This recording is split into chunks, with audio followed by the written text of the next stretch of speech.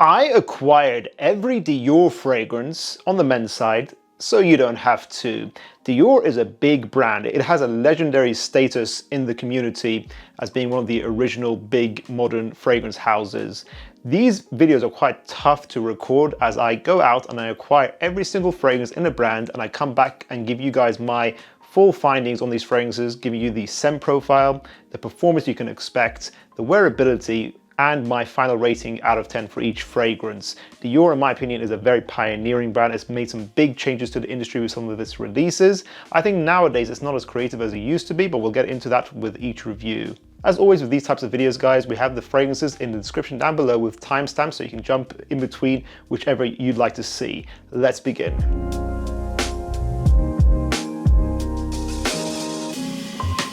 This video is sponsored today by BuyBeauty.com. BuyBeauty is a USA exclusive fragrance discounter website. Their main objective is to bring you the best fragrances at the best prices possible. Whether it's designer fragrances like Dior, niche fragrances, artisanal and cult classics. BuyBeauty's philosophy is giving you guys excellent customer service, and they provide a live phone operator to talk to you during their business hours regarding any questions you may have. They even have a bestseller section on their homepage which updates every month to highlight to you guys the current best bargains you can get on fragrances in their website. I mean, right now they have excellent offers on the website, such as Versace Eros being $32 instead of $62, the original Spice Bomb being $52 instead of $112, and a big bottle of Creed's Green Irish Tweed being $231 instead of $450. You can get excellent offers from BuyBeauty, guys. They have fantastic reviews on Trustpilot, and they have supplied the 3 bottles you are seeing now on screen for today's video.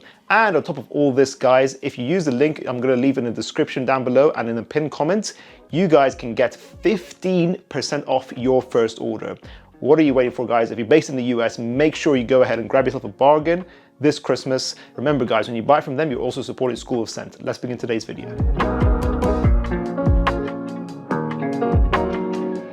So I literally have Dior's men's fragrance page open right now on my laptop. I'm literally just going to go through all the fragrances available on their official website. Anything that I don't cover today, guys, I'm going to presume is discontinued. So you're not going to see fragrances that are discontinued like Fahrenheit Aqua, for example. Dior Sauvage Eau de Toilette. Of course, this is at the top of their page. This is their bestseller, their baby since 2015. That's just made them gazillions of dollars.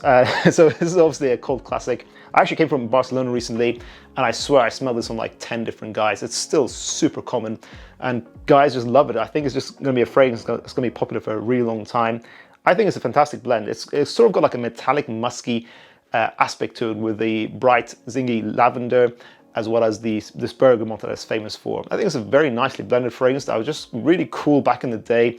Now it's just so overly done that it kind of is what it is. I think this is still a pioneering fragrance. I think this is what's cool about Dior. A lot of their stuff really brings new molecules and ideas into perfumery that a lot of other brands will then go and try to replicate. So I think this really made ambroxan as a molecule very mainstream. I think it was a really cool idea when it first came out. I think Sauvage in general as a line always smells better in the opening a few hours rather than its later dry down when the ambroxan gets a little bit too synthetic. But I will still say this is a classic. I think this is a fantastic fragrance still. I'm being a little bit harsh because I'm kind of basing it on 2023 and how it stands today, but I still think this gets an 8 out of 10. A fantastic, versatile, long-lasting fragrance for men. You may not be the most unique with this fragrance nowadays, but you'll still probably get compliments. Dior Sauvage Eau de Parfum. I think this fragrance came out like 3 years after the Eau de Toilette, and I think it got a lot of hype and it got some disappointment because people were expecting really big things. But actually, I think this is might be currently my favorite fragrance based on my personal experience, because it has a lot of sentimental value for me. This is one of my first fragrances I got out of uni, and it's also one of my first work fragrances in the hospital. And I really got a lot of compliments with this. I think this is a more mellowed out, more cool, more smooth, a little bit more mature version of Dior Sauvage Eau de Toilette. Whilst Eau de Toilette is kind of a little bit inappropriate for work sometimes because it's very loud, this is sort of still a bit more close in its projection. Still a medium projecting fragrance that lasts 10 hours, still very long lasting, still very versatile, but don't wear this in the summertime is my recommendation. The Eau de Parfum has more of this nutmeg and calm, spicy character in the opening, adds more complexity, more character, more maturity in the opening. again, the first half of this fragrance's duration is the best part in my opinion. Then the Abroxan comes back, and that is the Sauvage backbone that stays there with you for the end. I still think this is a fantastic fragrance. Being objective here, taking my own personal experience out of it, I would give this an 8.5 out of 10. 32% of people who watch School of Scent are subscribed to us. If you guys want to see our channel grow, to really help us out, click subscribe. Let's get that number to 40%. Thank you. Sauvage Parfum. Similar to the Eau de Parfum, this got a lot of hate when it first came out, including from myself actually. I think I smelled this in store. I gave it a good full wearing actually from a store tester, and I just remember thinking this is really underwhelming, and it just felt boring. And I think this is a fragrance that the more time you spend with it, the more it grows on you. And actually, after getting this bottle from By Beauty and having more time with this fragrance, I actually think this might be my favorite out of the entire Sauvage line. If I'm just saying that objectively, taking my own personal sentimental value out of the Eau de Parfum, this is a really good concentration actually. Again, they go more in the direction of calming down Sauvage. They made it more focused on naturals. So the first half is even more natural than the other concentrations are, focusing on this really unique tangerine note and drying down to this more interesting sandalwood note. So it's a more natural, more mature, again, version of Sauvage. Still long lasting, at least 8 to 10 hours with a soft to medium projection. And so you can kind of just see how each concentration is kind of going in this direction of being more classy, more smooth, less in your face. I think Sauvage Parfum is a really nice, pleasant fragrance. If you just want a really relaxed, really pleasant, more natural version of Sauvage, this is an excellent signature. And in my opinion, this gets a 9 out of 10. Wear this all year round. It works pretty much in any season. Fantastic signature. Dior Sauvage Elixir. Now, this fragrance got a lot of hype when it first came out, like positive hype. Maybe because it actually made a huge difference from the original Sauvage. It is a big jump from the original DNA. Very spicy, intense nutmeg, almost like a Christmas tree fragrance, sort of like a Christmas spice kind of fragrance. It reminds me of that really intense cold season. It's very sweet in the opening, still very much focused on lavender, very intense, strong, spicy, and masculine. I think this is the kind of fragrance for guys who like fragrances like Oud for Greatness. If you like that masculine, intense spiciness, Sauvage Elixir is for you. It then also has that synthetic Abroxan later on. It's still a synthetic fragrance, and for how strong and intense this fragrance is, it really felt really overwhelming to me. 2 sprays in the middle of winter, I would actually get a headache from this fragrance. Hence why you see B-roll of it, but you don't see me actually holding the bottle any longer, because I gave it to a friend who loves it. I think it's one of those fragrances you either love or you don't like so much. Some guys, it really just gels with them. My friend loves it. I think he wears it regularly still to this day. And I think it fits a certain type of personality. I still appreciate what it did. I still think it's a fantastic performer. It's easily over 12 hours with a loud projection. So, you know, the Parfum went all mellowed out, and then Elixir just went all crazy. So yeah, it's a very strong fragrance. It is a cool fragrance. I will give it an 8 out of 10. It's not a versatile signature like the others. It's more of a cold weather scent only. And then we have Sauvage Elixir X Baccarat, which is £6,500. So we'll just skip past that one. Dior Homme 2020. Now, I have given a lot of hate to this fragrance, and I have received a lot of hate for me giving the hate to this fragrance on this channel. I've said in the past, this is a poor man's Bleu de Chanel, and a lot of people disagreed with me, and I got, you know, pitchforks, mobs coming after me. So I've said, okay, I'm gonna go buy a full bottle, you know, because I said all those things from just giving a few wearings of it from testers in stores. So I said, let's get a bottle, try it out in person, you know, several more times. And I still stand by what I said. I think that you don't need to own this and Bleu de Chanel at the same time, in my opinion. But this is a nice fragrance. It's a pleasant fragrance. It's a simple citrus bergamot, LME based, woody, ISOE super heavy fragrance. And that's why I always compare it to Bleu de Chanel, because it's citrus, woody, ambers in both of them, and they both really focus heavily on ISOE super. So this is a very pleasant mainstream fragrance. You can tell this is the kind of fragrance that's sort of like them trying to recreate the Dior Homme line. They wanted this as their base, as like their mainstream fragrance that anyone can wear. I think it's a nice signature. You can wear it all year round. More of a daytime scent in my opinion, but it's a solid fragrance, 6 to 8 hours. I still just think, you know, when Bleu de Chanel exists, I'm not sure if you need to have this. But if you want to experience a note of LME, if you want a pleasant mainstream fragrance, this could do it for you. So maybe try out Bleu de Chanel, try out this at the same time in store, see which one you prefer. I give this a 7.5 out of 10. Dior Homme Original. And this is a fragrance I much prefer personally. This is what I mean when I say Dior pioneers. I believe this is the first fragrance that really introduced Iris, which is generally seen as a more powdery, lipsticky, feminine note, and they brought it into mainstream men's perfumery. I think this is back in 2005. So this is quite an interesting idea from the brand at the time. And of course, a lot of fragrances now copy them, but I think they were the ones who started it all. Dior Homme Original is a strong, masculine, unique signature. Powdery, woody, robust, and lasts a really long time, at least 12 hours. You can wear this as your all-year signature. I think if you get bored of fragrances like Sauvage, you can go to something like this. This is when Dior really was creative, in my opinion. I still think this is a classic that will stand the test of time for a very long time. I give this a 10 out of 10.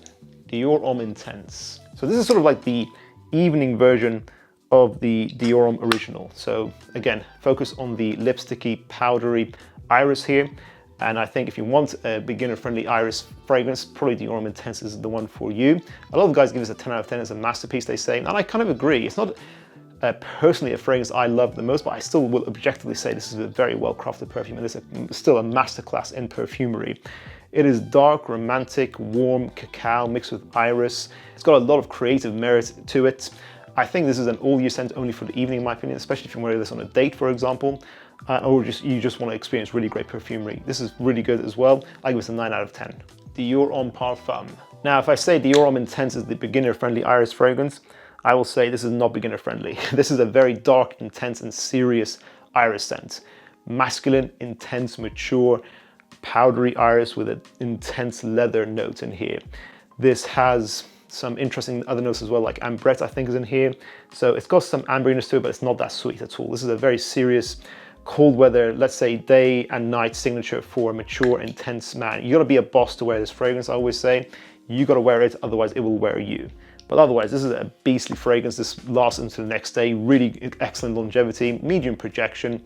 I think this is a masterclass in perfumery. I would give this a 9 out of 10 as well. Dior Homme Sport 2021. This to me is a continuation of Dior Homme 2020, where it's probably an obvious thing by the brand. Probably that's exactly what they were aiming for. But I think this is them taking the original 2020 release and actually building on it in a much better way. I kind of felt like Dior Homme 2020 is a little bit incomplete as a fragrance. It's very basic and simple. This still has the handsome mass appeal, but this added more nuance and character to it. I always describe this fragrance as an orange, woody, amber fragrance. Even though orange is not a note in this breakdown, it's basically just smells a little bit more intense, ambery, a little bit more, has more character essentially. And a lot of people would see this as a spring and summer fragrance. I say you can wear it in autumn as well, so you can wear it most of the year round, maybe not in the winter time, but it's still fresh, clean, handsome. Just a really great daily scent that lasts at least 8 hours. So in my opinion, between Dior Homme 2020 and Sport 2021, this is the fragrance I recommend. I give this a 9 out of 10. Dior Homme Cologne. This is a classic in the community. We've known about this fragrance for years now. I think, they've recreated the bottle, so this is the new modern bottle, but from what I can remember of testing the old fragrance bottle design, I think it's still the same fragrance. A very light and refreshing fragrance. If you want just pure refreshment, you want to be invigorated in the summertime and let's say really intense heat, this is the fragrance that's designed for that. It is all top notes, fresh, photorealistic lemonade is how I would describe Dior Homme Cologne. Fresh lemonade effect up top, maybe some light wood, some light musk. This is very much a top note heavy fragrance. If you guys appreciate what, the difference between top notes, heart notes, and base notes, if a fragrance is top note heavy, like these light summertime fragrances, you know that they're not going to last a very long time. And Dior Homme Cologne barely struggles to get even just 4 hours with a medium amount of projection. So this is the kind of fragrance you got to just buy like a nice big bottle up and just reapply basically throughout the day in the summertime, but it'll never annoy you. It's one of those really light and invigorating fragrances that smells great. The blend and the ingredients smell great. I'll give it full points there. Performance, yeah, it's not there, but it is what it is. I think this is a fantastic fragrance, but based on the strict criteria I usually use for reviewing fragrances, I will give this a 7 out of 10, but it is a good fragrance. Sauvage Eau de Toilette. Another pioneering fragrance. Made in the 60s, Sauvage Eau de Toilette was the first fragrance, I believe, that used hedione to a large amount. If you guys don't know what hedione is, it is a light floral fragrance note that is a constituent of jasmine, kind of isolated away from jasmine to give any fragrance that uses it like a light, fresh airiness that is used in most mainstream fragrances. It gives an easy mainstream appeal and it's used in large amounts now. So this is the fragrance that kind of set that all off and really gave you all the fragrances you love now, basically. So this deserves a lot of props for that. And also, this fragrance is a bit old school, but after getting this bottle and applying it fully on myself, I really think this is super underrated. I still think actually this stands the test of time. I was really shocked. This fragrance smells extremely well blended, some complexity to it, but it's very traditional at the same time. This is your traditional lemon citrus barbershop scent that has the lavender, the oak moss. It has some musks in here that are a little bit old school smelling. They smell like the 60s. And the issue with using musks that smell really old school is that inevitably in the fragrance industry, all other fragrance products, including toilet cleaning products, use those musks as well. That's why some people will always think, oh, this fragrance reminds me of a toilet cleaner. You can actually understand why, because the industry just uses similar musks. Like laundry detergents, musks are present in some fragrances as well, and that's why some fragrances can be described as laundry detergent as well. But Eau Sauvage Eau de Toilette, by its own merit, is extremely good. I think this is actually a really nice blend. I think if you want like a nice daytime signature to wear all year round as a more mature gentleman that lasts about 6 to 8 hours, this is fantastic, smells classy, and it's just another masterclass in perfumery. I think this is super underrated. I'll give this a 9 out of 10. Eau Sauvage Parfum. Now this fragrance came out in 2017. This is a more modern release. It takes the traditional barbershop DNA, still keeps that traditional aspect to it. It smells a bit more simple now. It doesn't smell as complex as the Eau de Toilette, but it's still very mass appealing, very well done, elegant, a great blend still. It's a more warmed out ambery version of the traditional barbershop DNA. So citrus, lavender, some woods, a lot of amber. So think fragrances like Tom Ford's Beau de Jour, but a lot more mature. This is more for a guy, let's say 35 years old and plus, in my opinion, and it lasts around 12 to 14 hours. This is a fantastic performing fragrance that smells clean, elegant, traditional, but at the same time modern. So they've modernized this kind of DNA. I think this is a fantastic fragrance that gets so much versatility, so much longevity, fantastic value for money. I give this a 10 out of 10. Eau Sauvage Extreme. So when we say extreme, how is it extreme? So this is a fragrance that I think came out 20 years after the Eau de Toilette. And how I would say this is extreme is that this amps up the citruses a lot more. I think there's more citrus notes in here. In the Extreme flanker, it's a little bit more mossy, a little bit more dark, a little bit more smoky, but it's still a fresh, light daytime scent overall, I would say. This fragrance really reminds me of Acqua di Parma's Cologne Essenza. It's very neroli based from what I can tell, or white floral based in general. And then I looked and I believe it was the same perfumer, Francois Demachy, who made both fragrances, so that makes sense. So if you want a mature, slightly old school barbershop scent that lasts a good amount of time, at least 6 hours, this fragrance could work for you. You gotta appreciate that old school vibe from it though. I personally prefer the Eau de Toilette to the Extreme, but this is a solid fragrance still. I'm gonna give this a 7.5 out of 10. Eau Sauvage Cologne. To me, this feels like it's competing in the same spot as Dior Homme Cologne. Dior Homme Cologne is more modern, whilst Eau Sauvage Cologne still has that bright citrus lemonade effect, I would say, but goes a little bit more in a style of using white floral, some oak moss, some musks in here that smells a little bit more old school. I kind of feel like this is a mixture of that old school barbershop DNA mixed with Dior Homme Cologne. So let's say you like Dior Homme Cologne, but you want it to be a little bit more mature, you can go for this flanker. It lasts 4 to 6 hours. It's a spring and summertime fragrance. I give this a 7 out of 10. Dior's Fahrenheit. This is the Eau de Toilette, the original, and once again, another pioneering fragrance. Now, you guys may know hedione as a molecule in fragrances today in modern perfumery. There's another famous note called isoe super, which I've already mentioned in this video. And this is the first fragrance, I believe, that used it to large amounts. When it first came out in the industry, people were kind of squeamish about using so much of it, but this Fahrenheit right here just went all out for it. Used large amounts for the time and created something beautiful. I think this is a classic that smells like it's from the 80s, fair enough, but I think it has a classical, timeless feel to it. It is fiery, has that petroleum note people say it smells like, but I think, the vintage versions used to be much more petroleum heavy. I think they've toned it down. It has that green violet leaf sharpness to it that kind of gives that petroleum effect mixed with the leather. So it's a leather green fragrance that smells fiery, intense, masculine. This is a fantastic signature. I always say this is an interesting signature because it has such a cool, distinct character to it that it feels like it could be worn as a professional fragrance for a mature man, as well as a sexy bad boy-esque fragrance for, let's say, a greasehead, someone who rides motorbikes, for example. I get 8 to 10 hours with this bottle here and medium projection. All year round signature. This is a 10 out of 10 for me. This is a masterpiece. Then if Fahrenheit isn't to your liking, there is Fahrenheit Le Parfum. This, to me, they've now just kind of toned down everything about the original, but it still has some of that backbone in there. They've toned down the sharpness, the petroleum effect. It's made this more of a smooth fragrance. This is more like the evening version of Fahrenheit. They've given us a more smooth suede notes. They've given it a nice boozy, what smells like rum note to me. And this just smoothed it out, made it a bit sweet and more vanillic. So it's like a sweet, boozy leather fragrance. This is very comparable to Bentley for Men Intense, actually, in my opinion. This is like the more high quality, more smoothly blended version of Bentley for Men Intense. But at the same time, you don't really need to own both of those fragrances. Actually, it's quite surprising. I actually do find them very similar in their style. They're not clones, but in their style, they're very similar. So Fahrenheit Le Parfum is a fantastic fragrance. It's fantastic, more mature man's evening scent. You wear it in the colder weather. You can probably get away with it in spring as well, but you don't really need to own that and Bentley for Men Intense. I still think it's a fantastic fragrance. I'm gonna give this a 9 out of 10. Dior Higher. Now tell me if you actually knew that this fragrance existed. I was just looking at their official website and I saw this fragrance, Higher and Higher Energy. But the original Higher, I couldn't even get a sample, but it's just so rare. I only got it from their official website, I believe. It's an interesting fragrance, Higher. I think this is a fragrance that looks like it's from the early 2000s and it smells like it's from the early 2000s. I think this came out in 2003, I believe.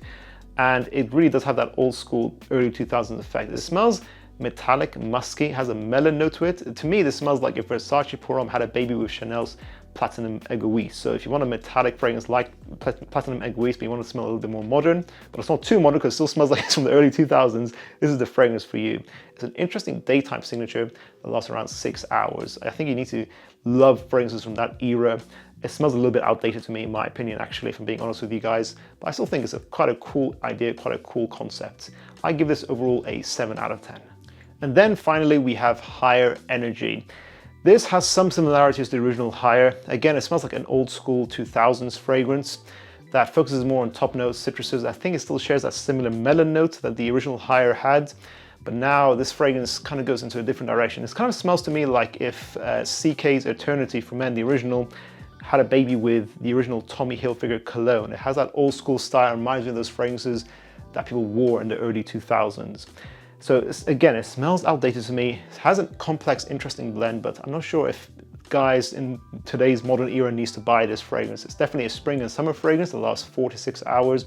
Overall, I'd give this fragrance a 6 out of 10. And that concludes this video today, guys. What are your thoughts on Dior as a brand? Do you prefer their older stuff or their more new stuff? Again, as I had to give props to in today's video, they really pioneered the modern industry in a lot of different ways. What are your favorite and least favorite Dior fragrances for men? Let us know your thoughts in the comments down below. And make sure you check out today's sponsor, Buy Beauty, to get yourself an excellent fragrance bargain today. Thank you so much for watching, guys. Make sure you check out our previous video where I bought every single Chanel fragrance so you don't have to. I'll see you guys in the next one. Bye.